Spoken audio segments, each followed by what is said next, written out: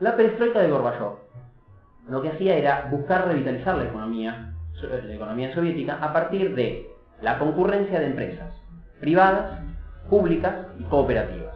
Y los criterios eran aquellos mismos criterios que Lieberman había propuesto 20 años antes. Es decir, mayor autonomía de las empresas, índice de ganancias, etcétera, etcétera. Acá podemos hacer un parangón con lo que ocurría en China. Es decir, China, a partir de la muerte de Mao en el 76, pero sobre todo con el ascenso de Deng Xiaoping, lo que se proponía era introducir lo que ellos llamaban ciertos principios de relación de producción capitalista, pero siempre controlado por el Estado. La experiencia soviética se orientaba en torno a eso, revitalizar la economía.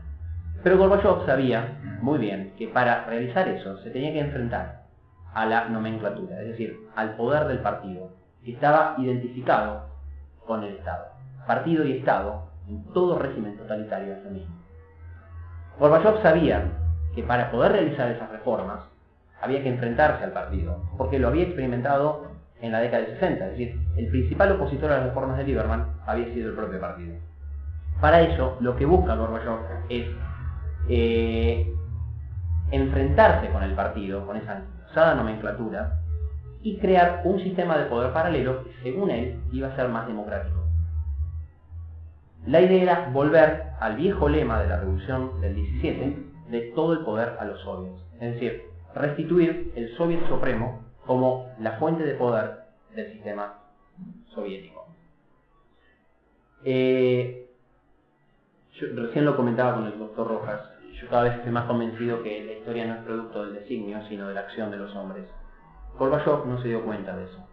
Todo régimen totalitario, sea el corte que fuere, implica que hay un sistema verticalista del que emanan decisiones autoritativas, que se transforma en el centro neurálgico del sistema, debido a que se elimina la acción humana. Es decir, los individuos, al no tener libertad de decisión, se transforman en meros ejecutores de las políticas que emanan del poder central.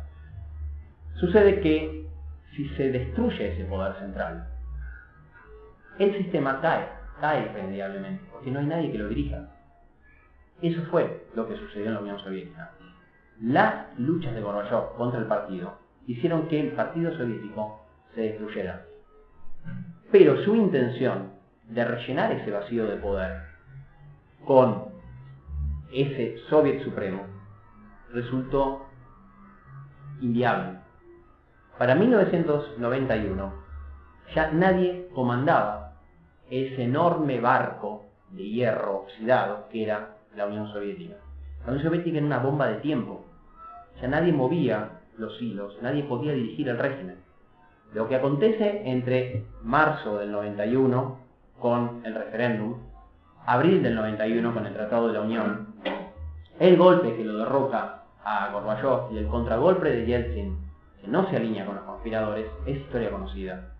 Formalmente, la Unión Soviética fenece el 25 de diciembre del 91.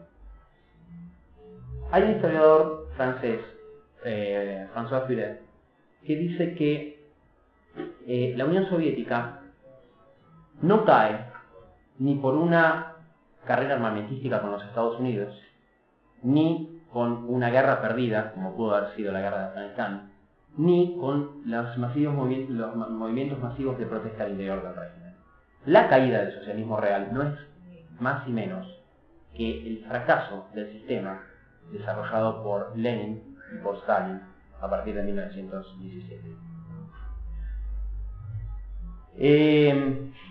Retomemos entonces ahora la pregunta sobre la que habíamos empezado la charla.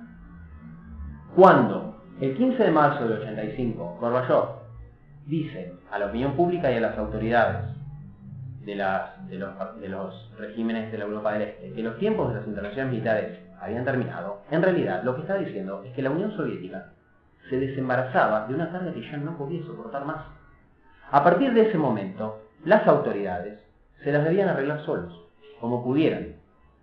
Lo que aconteció, contrariamente a lo pronosticado, fue una revolución pacífica, de terciopelo como se la llamó.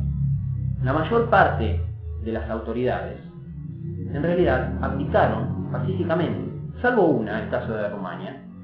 Todos abdicaron en forma pacífica. Nadie se inmoló por el sistema. ¿Por qué? Porque ya nadie creía en el sistema. Ya nadie creía en la doctrina del marxismo o del leninismo. El sistema ya era una estructura anquilosada y una estructura vieja. La única salida posible para las experiencias de la Europa del Este era retomar aquellos principios contra los cuales 1917 se había rebelado. Dice Führer: los pueblos que salen de ella parecen obsesionados por una pura negación del régimen en que han vivido, es decir, por la pasión de la restauración. Restauración del Estado de Derecho, restauración de la libertad, restauración de las elecciones, restauración de la propiedad privada, restauración del mercado.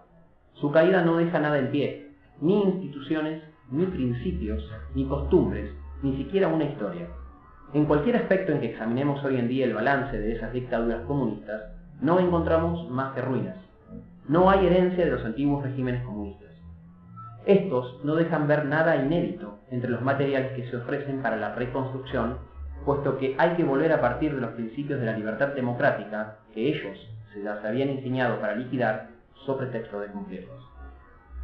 Para finalizar, creo que el sueño del racionalismo constructivista de crear una sociedad sin precedentes en ningún estado de desarrollo histórico anterior ha fracasado estrepitosamente. La clave consiste en retornar a aquellos principios que hicieron del siglo XIX un largo siglo. Esos principios son básicamente la propiedad privada, la igualdad ante la ley, las garantías jurídicas a las libertades, los gobiernos constitucionales. Si logramos preservar esos principios, las fuerzas destructoras que perviven en la actualidad como resabio del siglo XX, estoy seguro que vamos a conducir el siglo XXI hacia una temporalidad analítica que suponga una mayor temporalidad cronológica.